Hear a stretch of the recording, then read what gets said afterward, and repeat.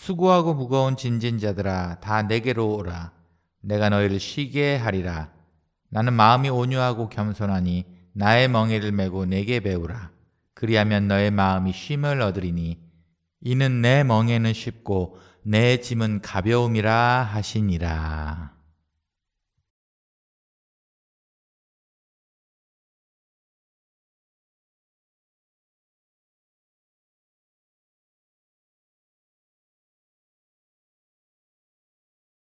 한 주간 평안하셨습니까? 기쁨의 한 주가 되셨기를 소원합니다. 그리고 앞으로의 남은 날들도 늘 기쁨이 충만하기를 소원합니다. 하지만 늘 그럴 수 있는 것 같지는 않아요. 삶이 어렵고 힘들다 보면은 우리도 늘 쉬고 싶고 어딘가 의지하고 싶을 때가 있죠. 아마 오늘의 말씀이 바로 그걸 해결해 주는 말씀 아닌가 싶습니다. 저희도 마음에 불편함이 있을 때 저희도 늘 위로가 되는 말씀입니다. 오늘의 말씀을 통해서 예수님께서 과연 우리에게 무슨 말씀을 하시고 싶으셔서 이런 멋진 말씀을 하시는지 한번 함께 살펴보는 시간이 되었으면 좋겠어요. 오늘의 말씀을 보시면 어려움이 있다, 힘든 짐이 있다, 내 수고하고 무거운 짐진 자들아 다 내게로 오라.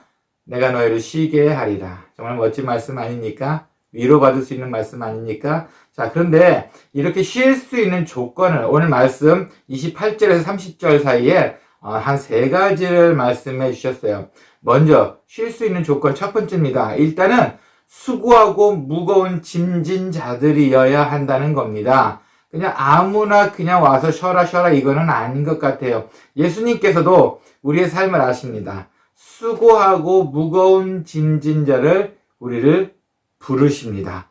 작지만 정말 확실한 첫 번째 조건입니다. 수고하고 무거운 짐진 자들은 쉴 수 있게 해주십니다.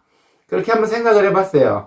만약에 우리가 사랑하는 사람이 당신의 일을 위해서 학생 같은 경우 공부가 될 수 있고 아니면 남편 같은 경우는 직장 일이 될 수 있고 아내 같은 경우 자기가 공부하는 거라든가 무슨 일이 될 수 있겠죠. 근심하는 일들이 될 수 있겠죠. 한 3일 밤을 꼬박 세웠다고 생각해 봅시다. 그 일 하나를 위해서 열심히 꼬박 세웠다고 생각을 해 봅시다. 아주 대견하고 기특하지 않습니까? 근데 3일째 되던 날 나와서 이렇게 얘기합니다. 아우 힘들어. 아무래도 좀 쉬어야겠어. 자, 그럼 여러분은 뭐라고 말씀하시겠습니까? 아니야, 쉬기는 조금 일러. 이렇게 하시겠습니까? 쉬어. 정말 쉬어도 돼. 넌 충분히 네가 할 만큼 해서 이제 좀 쉬어도 돼. 라고 말을 하겠죠. 아마 그 고생의 시간이 길면 길수록 우리의 반응은 우리가 사랑하는 사람이다 보니까 제발 쉬어. 이제 정말 쉬어도 돼. 이렇게 말을 하고 싶을 겁니다. 그렇게 쉬면 될 텐데 쉬지 않고 또 이런 생각을 했다고 생각합시다. 지금 쉬면 되는데 지금 3일간 내가 못해놓은 빨래가 있어서 참 스트레스예요. 이 빨래를 어떻게 해야 될지 모르겠어요. 빨래는 하고 쉬어야지. 이렇게 하시겠습니까? 아닙니다. 그거 내가 해줄게. 그냥 쉬어. 그냥 쉬어도 돼. 그 정도는 내가 해줄 수 있으니까 넌 수고했으니까 쉬어. 자, 이렇게 나오지 않을까요? 예수님께서는 우리에게 그런 비유를 통해서 말씀하시는 겁니다. 그 간절함을 오늘 말씀하고 계십니다. 그냥 아무나 쉬고 싶은 사람, 내 앞에서 쉬고 싶은 사람 쉬어라가 아닙니다. 정말 수고하고 무거운 짐진 자들은 이젠 쉬어도 돼. 내가 다 해줄게. 내가 다 도와줄게. 정말 간절함이 묻어나오는 이야기입니다. 그런데 여기서 이제 한번 짚고 넘어가야 될 것이 있네요. 여러분은 정말 수고하신 분들입니까? 여러분은 정말 남들이 봐도 정말 저 사람은 수고했어. 정말 쉬어도 돼. 라는 정도의 인정을 받을 만큼 수고하셨습니까? 결정하기 힘드시겠죠. 문제는 다 자기가 한 일은 자기는 수고했다고 합니다. 그게 아니고 나의 일만 수고한 것이 아니고 다른 사람들한테도 그런 영향을 미쳐야 된다는 거죠. 저 사람이 한 건 수고가 아니야. 내가 한 것만 수고야. 자, 이런 것을 원하시는 것 같지는 않습니다. 이상하게 남의 수고와 짐을 결정하는 데는 참 쉽게 이야기하시는 것 같아요. 하지만 나는 무조건 수고했어. 하나님, 저는 수고했습니다. 배려가 조금 더 필요한 것 같아요. 조금 더 생각을 해볼까요? 네. 마당교회에서는 모든 사람들 다 힘듭니다. 그런데 어떤 사람들은 10만 원이 없어서 안 좋은 길을 선택하게 됩니다. 10만 원이 없어서. 그 사람들한테 느끼는 10만 원은 마치 뭐 지금 우리한테도 비유가 다를 수는 있겠지만 1억, 10억에 되는 돈이 될 수 있어요. 하지만 그 사람들한테 우리 손가락질을 할 수 없습니다. 예전에 읽었던 슬픈 뉴스 중에 하나는 젊은 청년이 이빨 치통 때문에 그만 자살을 했다는 뉴스 기사를 보았어요. 아마 너무 힘들지 않았을까요? 우리가 지금 생각하기엔 아이고 저런 나약한 이럴 수 있겠지만 그 사람으로 봐서는 너무너무 힘들었다는 바로 그 부분이 됩니다. 그러니 우리의 고통만 고통으로 생각하는 것이 아니고 남의 고통까지도 충분히 돌아보는 우리가 되면 어떨까 싶습니다. 예수님께서 우리의 고통을 다 보고 계신다는 겁니다. 우리의 짐을 다 알고 계신다는 겁니다. 하지만 이런 분은 좀 예외가 될 수 있겠네요. 정직하지 않은 방법으로 사는 사람들, 그리고 남의 것을 뺏거나 아니면 남의 것을 베껴먹는 것으로 삶을 사시는 분들, 올바르지 않은 방법으로 산다는 이야기겠죠. 또 한편으로는 게으름으로 살면서 자기 스스로 나는 수고했다라고 자신한테 거짓말 하시는 분들, 이런 분들은 수고하고 무거운 짐진 자에 들어가지 않는 것 같습니다. 그렇게 되지 않았으면 좋겠습니다. 그리고 오늘 또 조건이 또 하나 있네요. 29절 말씀입니다. 나는 마음이 온유하고 겸손하니 나의 멍에를 메고 내게 배우라. 그리하면 너의 마음이 쉼을 얻으리니. 지금 28절에서는 수고하고 무거운 짐진 자들아 다 내게로 오라. 우리를 쉬게 해 주시겠다고 이야기하셨어요. 그럼 그걸로 끝나고 우리 쉬었으면 좋겠습니다. 아이고 하나님 진짜 정말 쉬고 싶어요. 라고 했으면 좋겠는데 거기에 또 이상하게 29절에 이런 말씀하십니다. 나의 멍에를 메고 아니 쉬고 싶다고요. 하나님 정말 힘들어요. 쉬고 싶다고요. 나 정말 마음이 너무 고통스러워요. 쉬고 싶어요. 라고 기도를 하고 하나님께 간구하고 예수님께 간구하는데 나의 멍에를 메고 오랍니다. 또 완전한 쉼 같지는 않네요. 물론 30절에 이런 말씀이 있어요. 이는 내 멍에는 쉽고 내 짐은 가벼움이라 하시니라. 그 멍에가 우리가 지고 지는 짐보다도 훨씬 쉽고 가볍답니다. 네, 압니다. 네, 그것까지도 감사해요. 하지만 온전하게 이 모든 짐을 내려놓을 수는 없을까요? 온전하게 모든 짐을 내려놓고 그냥 쉴 수는 없을까요? 이 마음의 고통을 내려놓을 수는 없을까요? 그것 같지는 않아요. 예전에 스쿠버 다이버를 한 적이 있어요. 이렇게 산소통을 메고 바닷속을 이렇게 관광하는 그 코스를 한번 해본 적이 있었습니다. 정말 멋진 바닷속이 기억이 나네요. 정말 멋졌습니다. 산소통을 메고 간단한 기본 교육을 받고 이제 물에 들어가려고 할 때 그 강사하시던 분이 저에게 이렇게 물어보는 거예요. 문성준 씨는 몸무게가 어떻게 되세요? 너무 뜬금없어서 놀랬죠. 저는 그래서 예, 제 몸무게는 이렇게 됩니다. 그랬더니 제 몸무게에 걸맞는 자기들끼리 계산하는 방법이 있던 것 같아요. 근데 생각보다 무거웠어요. 무거운 납덩이 허리띠를 저에게 주면서 이거를 허리에 차라고 이야기를 했습니다. 아니 바다에 들어가는데 이걸 왜 차야 되나? 이걸 꼭 해야 되나? 라고 생각을 했어요. 하지만 하라니까 했죠. 그 납덩이를 허리에 차고 이제 물속에 들어갔는데 네, 정말 내 몸이 물속에서 그렇게 자유스러울 수가 없었어요. 이 납덩이를 안 매면 사람 몸이 물속에 못 내려간답니다. 그래서 멋진 광경을 구경할 수 없답니다. 이걸 맸기 때문에 멋지게 물속을 위아래를 왔다 갔다 하면서 멋진 바닷속을 볼 수 있다는 겁니다. 저한텐 짐이었는데 이 무거운 납덩이였는데 이걸 저는 없애고 싶었는데 오히려 납덩이를 메고 들어가니 더 자유롭게 멋지게 관광을 할 수 있었습니다. 자, 그럼 이 납덩이는 저에게 있어서 구속입니까? 자유입니까? 납덩이가 없었으면 멋진 세상을 보지 못했을 거예요. 납덩이가 있기 때문에 이상하게 바닷속 안에서는 그게 저를 더 자유스럽게 해 주었습니다. 수고하고 무거운 짐진 자들아, 내 멍에를 메라. 그 뜻은 내 멍에를 맸을 때 더 자유스러워진다는 말씀입니다.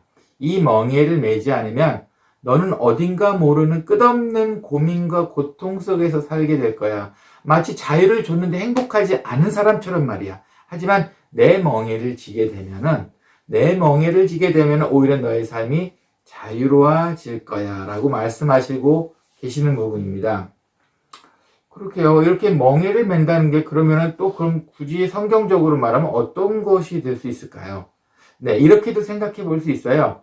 바로 작은 율법들, 최소한의 지켜야 되는 율법들이라고 생각하면 어떨까요? 십계명이라든가 뭐 이런 것들 말입니다. 네, 복잡한 신학적인 이런 거로 우리의 삶을 부자연스럽게 하는 것이 아니에요. 최소한의 하나님의 율법, 십계명 정도는 여러분 지킬 수 있지 않습니까? 과연 이 십계명이 여러분의 진로를 막고 더 힘들게 합니까? 아니면 그 정도 구속은 우리에게 있어서 더 편안함과 자유함과 가족 간의 사랑과 하나님 간의 이해를 불러올 수 있습니까? 네, 바로 그 부분입니다. 예수님께서 우리에게 최소한의 율법을 주신 것, 예수를 믿는 사람으로서 하지 말아야 할 것들을 안 하고 지키는 것, 그 법을 가지고 사는 것이 예수님이 말씀하시는 멍에와 짐이 아닐까요? 우리를 묶어두려는 것이 아니라 더 자유스럽게 하기 위한 것입니다. 마치 바닷속 들어갈 때 납을 매는 것처럼 말입니다. 그렇다면은 어떻게 하면 좀 이런 거, 이 조건을, 멍에를 딱 예수님의 멍에를 한꺼번에 딱 쥐고 그 다음 편하게 살 수 있을까요? 한 번에 끝낼 수 있는 방법 없을까요? 그렇게 힘드신가요?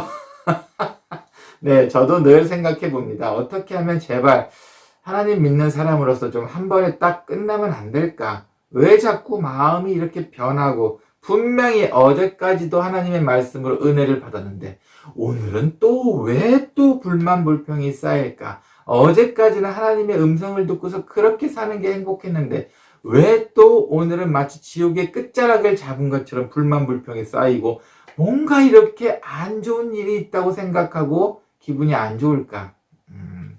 한 번에 끝낼 것 같지는 않습니다. 마지막 세 번째로 쉬지 못하는 조건을 주셨어요. 아까 읽은 29절 말씀입니다. 나는 마음이 온유하고 겸손하니 나의 멍에를 메고 내게 배우라. 배움이 한 번에 끝납니까? 아닙니다. 끝없이 배우라는 이야기입니다. 우리의 이렇게 나약한 인간의 본성을 알고 계신 것 같아요. 우리로 하여금 끝없이 배우기를 원하십니다. 제가 아는 어느 분이 계세요. 이분은 자수성가하셔가지고 연배가 좀 있으신 분인데 사업으로는 성공을 했어요. 세상 눈으로는 돈 걱정은 솔직히 안 하시고 사시는 분이세요. 그런데 이분은 좀 일 중독인 것 같아요. 그리고 늘 표정이 행복하지는 않습니다. 교회는 열심히 나오시죠. 그리고 쉬는 날만 있어도 그분은 일을 하십니다. 진정한 쉼을 가지시는 것 같지는 않아요. 근데 어쨌든 그분과 이제 한번 교제를 하게 됐어요. 그리고 제가 어떤 설교를 한번 하게 됐는데 이 설교에 무슨 영향을 받으셨는지 저한테 개인 상담을 요구를 하셨어요. 그래서 같이 이야기를 한 날이 되었습니다. 너무 오래된 이야기다 보니까 이제는 저도 자연스럽게 여러분들한테 얘기할 수 있네요. 사실은 이분이 행복하지 않은 이유가 있답니다. 돈은 많이 벌어서 삶에는 넉넉한 것 같은데 늘 행복하지 않았답니다. 그 이유가 뭐냐면 이분이 젊었을 때 기계에 잘못 설치하고 좀 방치해둔 덕에 자기가 정말 좋아했던 마을 어르신이 그걸로 인해서 돌아가시게 됐어요. 사고가 나고 맙니다. 그런데 아무도 몰랐다는 거예요. 그냥 그 어른 혼자 돌아가셔서 그냥 그러려니 증인도 없고 아무도 모르고 그래서 그냥 그렇게 일이 무마가 되었답니다. 그런데 이 집사님께서는 그게 평생 마음의 부담으로 갖고 계신 거예요. 나 때문에 나로 인해서 내가 좋아하는 분이 돌아가셨는데 말을 못 꺼내고 평생 마음의 짐으로만 살고 계셨답니다. 그래서 이 부분 때문에 저에게 상담을 하러 오셨어요. 그래서 저는 원리적으로 설명할 수밖에 없었습니다. 네, 찾아가세요. 그 유가족들 찾아가셔서 사실을 말씀하셔야 될 것 같습니다. 하나님 앞에서 부끄럽지 않게 하려면 그렇게 하셔야 할 것 같습니다. 라고 말씀을 드렸어요. 그때 그분이 용기를 내서 그 돌아가신 분을 아내 되시는 분을 만나게 됐습니다. 그리고 이실직고를 하셨대요. 솔직히 말씀을 하셨답니다. 제 잘못으로 그 어르신이 돌아가셨습니다. 정말 죄송합니다. 어떻게 사죄를 드려야 될지. 그리고 그분께서는 감옥이라도 가려면 가겠다라는 심정으로 아마 하신 것 같아요. 하지만 그 미망인께서 넉넉하게 용서를 해주셨습니다. 이미 지난 일이고 지금이라도 와서 사죄를 해주셔서 감사하다고 말씀을 해주셨어요. 그래서 그랬을까요? 이 집사님께서는 마음의 짐 하나가 없어진 게 아니고 마음의 쉼을 얻으셨다는 겁니다. 오늘 성경 말씀에도 그냥 멍에를 먹은 내게 배우라. 그리하면 너의 모든 것이 쉬게 될 것이다. 네가 육체가 쉬게 될 것이다. 라는 말을 하지 않으셨어요. 너의 마음이 쉼을 얻으리라 라고 말씀하셨습니다. 세상 무엇보다도 마음이 불편하면 절대 올바른 쉼, 건전한 쉼이 될 수 없습니다. 예수님께서도 아셨던 것 같아요. 마음의 쉼이 세상의 무엇보다도 더 중요하다는 겁니다. 그러니 이 마음의 쉼을 얻는 방법을 배우랍니다. 그냥 한 번에 다 끝났으면 좋겠어요. 그런데 이걸 예수님을 통해서 배우랍니다. 도대체 뭘 배워야 됩니까?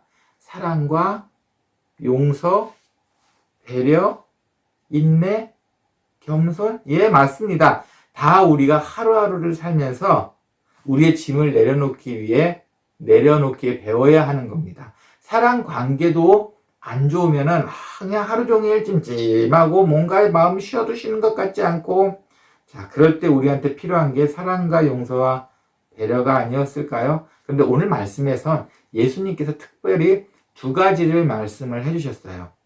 온유한 마음, 네가 좋은 마음, 예수님과 같이 좋은 마음과 겸손, 예수님과 같이 겸손한 마음을 배우라고 말씀을 하셨습니다. 그렇게 되면 너의 마음이 진정으로 쉴 수 있게 될 것이다 라고 말씀을 하십니다. 여러분, 결국은 마음이 쉬어야 합니다. 지금 우리가 어떤 사건 상황 속에 여러분이 어떤 어려움 속에 있을지는 잘 모르겠어요. 어떤 어려움이 여러분의 마음을 눈을 떴을 때마다 귀찮게 하고 마음을 찜찜하게 하고 뭔가 풀리지 않는 분노 속에 쌓이게 하고 있을지는 모르겠습니다. 하지만 결국은 오늘 말씀대로라면 여러분, 마음이 쉴 수 있게 되어야 합니다. 더 중요한 것은 내가 마음으로 쉴 수 있는 것도 좋습니다. 하지만 여러분을 통해서 다른 사람들에게 좋은 마음의 쉼을 주는 것은 어떨까요? 우리의 말 한마디, 행동 하나가 다른 사람의 마음을 쉬게 할 수도 있다는 것 꼭 기억하시기 바랍니다. 예수님께서는 우리에게 쉴 수 있는 마음을 가르쳐 주시겠다고 말씀하셨어요. 그렇다면 여기서 우리만 쉬는 것이 아니고 우리를 통해 예수님의 모습을 본 우리를 통해 다른 사람들도 좋은 편안한 쉼을 갖게 해준 것은 어떨까요? 그것을 보고 내가 또한 하나님으로부터 그렇게 사용됐을 때 나의 마음은 더 행복한 마음으로 쉴 수 있게 될 겁니다.